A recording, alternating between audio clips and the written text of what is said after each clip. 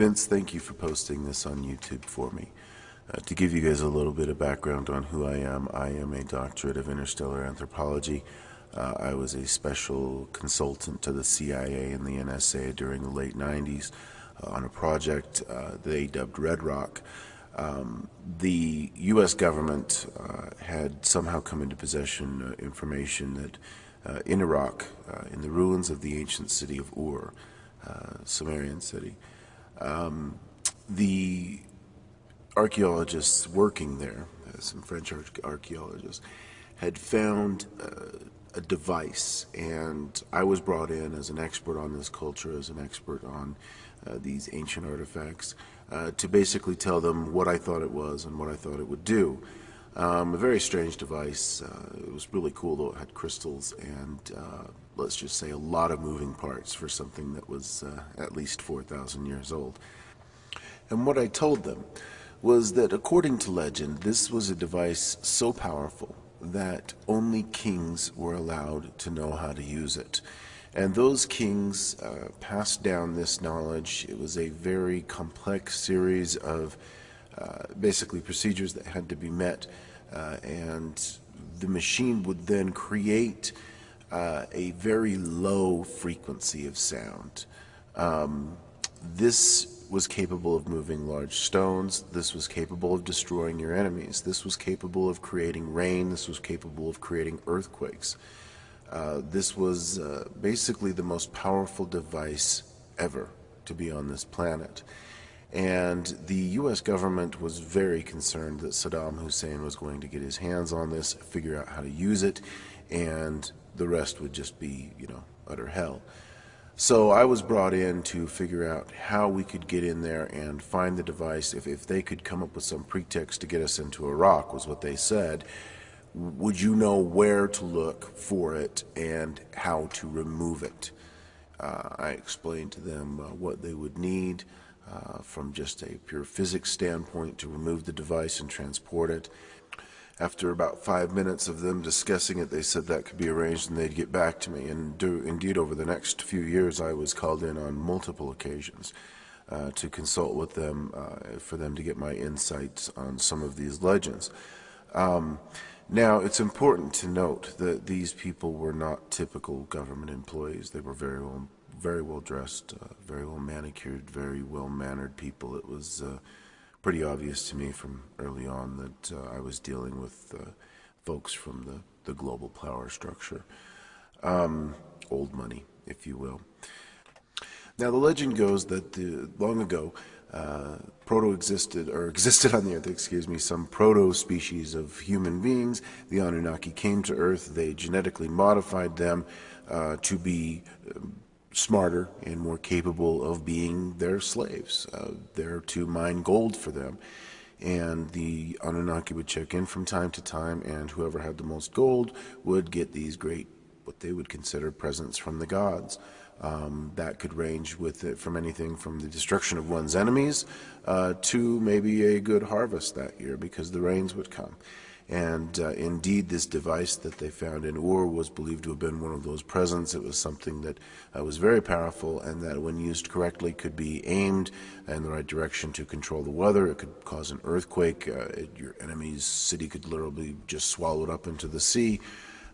You could also transport yourself back and forth to Nibiru on certain occasions to give them their homage, pay them their tax, so to speak. And I was brought in on one occasion because they couldn't figure out basically how to use it. And I was very upset. I said they had no idea what they were messing with. And they sat me down and basically told me off. They said that, listen, I had no idea who they were and what right they had to use it, and that if they couldn't figure out how to use it before December 21st, 2012, that everybody on Earth would be dead. We would be wiped out. And they were deathly serious. And these were people who had never missed a meal. They had never gone without. I don't think they'd ever had a bad thing happen to them in their lives. And they were scared to death by the prospects of what would happen if they couldn't get this to work. They asked me to take a look more carefully, basically. And after some convincing, I said that I would. Now, it's important to note here that the global power infrastructure has been in place for millennia. It doesn't matter who's President of the United States. It doesn't matter who's Secretary General of the United Nations. It doesn't matter what Hugo Chavez does or what Vladimir Putin does or doesn't do. And it doesn't matter how many treasury bills the Chinese buy up from the U.S. Treasury. What matters is that a select few on this planet control a vast majority of the wealth. And they have done this since the beginning of time, basically, because they were the ones that were favored by the Anunnaki.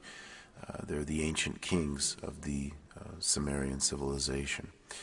And my being an expert in this, I was asked basically to figure out if I could translate some old tablets that are the instruction book on how to use the device. And to make a long story short, I did, and it does work. Now, the U.S. government already had some of this type of technology figured out by retro-engineering quote-unquote UFOs that they had found. A great example is HAARP, the High Frequency Active Auroral Research Program up in Alaska. Has caused several earthquakes and freak storms, and a lot of people blame it for Katrina. And so the information, they had bits and pieces of it. They just basically couldn't figure out some of the words that needed to be said, because this device is something that you can speak to. It's actually like ancient voice recognition software that runs this device. Now, it's important to note something else, and I will send Vince more of these videos and try to get the word out in bits and pieces as I make my way around the globe and try to avoid being captured. But for right now, suffice it to say, there is a reason why everybody wants to buy your gold. Right now they're doing everything that they can, the powers that be, to keep a lid on one of the biggest heists in history, which is the fact that Fort Knox is empty. The U.S. gold reserves were looted and taken to France. From France they were taken to Belgium, and currently they reside, I believe, somewhere in Russia. The gold reserves in China, however, are very attractive to these folks, and they are planning a series of attacks. The Stuxnet computer worm virus that attacked Iran's nuclear reactors was designed by this group. I've always just referred to them as the powers that be. The mainstream media is controlled by them. They don't report on them. The stories that come out about them are quickly shuffled to the side or laughed off as just being silly. But these folks do control the world, and the reason they want to try to keep things from going bananas is they want to be able to buy up as much gold as they can. And so they're trying to get everybody they can to send in their little gold trinkets, their old necklaces. They're smelting them down, and they're getting ready for when the Anunnaki come back.